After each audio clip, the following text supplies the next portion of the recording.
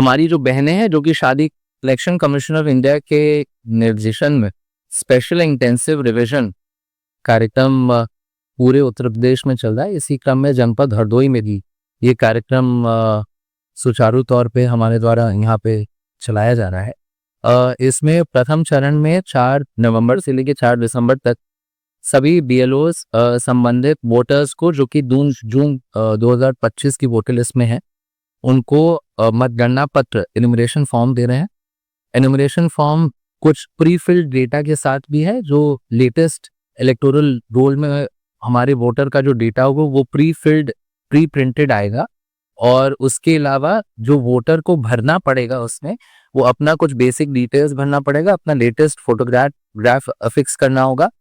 और अगर जो हमारे वोटर हैं वो 2003 के मतगणना सूची में थे तो उनको लेफ्ट कॉलम भरना होगा 2003 के मतगणना सूची के डिटेल्स के अनुसार।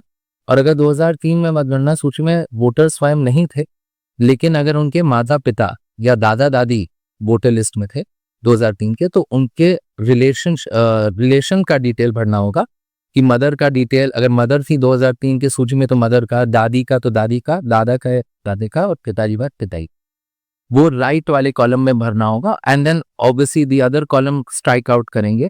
दोनों कॉलम नहीं भरना है। अगर स्वयं थे तो लेफ्ट कॉलम भरेंगे, राइट को स्ट्राइक आउट करेंगे। और अगर माता पिता दादा दादी थे तो राइट कॉलम भरेंगे और लेफ्ट को स्ट्राइक आउट करेंगे। बस फिर उनको साइन करके बीएलओ को ये दे देना है। फिर बीएलओ की जिम्मेदारी है कि उनका अपडेटेड एसआईआर के बाद वाली सूची में नाम आ जाए। बहुत बार ऐसा होगा कि कोई नया वोटर होगा जो 18 साल के हो रहे हैं अभी 2026 को, या ऐसे वोटर्स जो हरदोई में आके सेटल हुए हैं जिनका वोटर लिस्ट में 2003 में भी नाम नहीं था और माता पिता दादा दादी का भी नाम शायद वोटर लिस्ट में ना हो।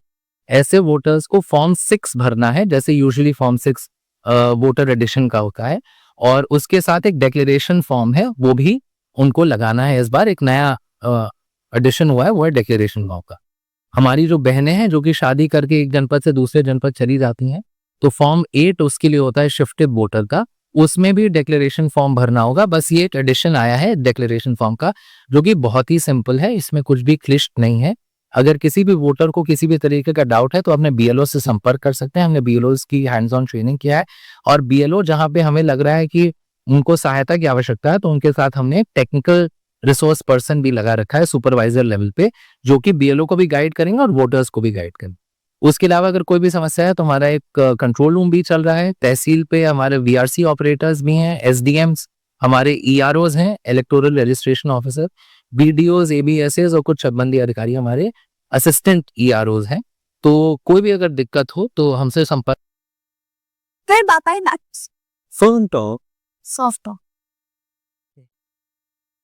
कर सकते हैं। बट एक बहुत ही सिंपल सा प्रोसेस है और सभी को इसमें जरूर रजिस्टर होना है। करंट स्टेटस क्या है?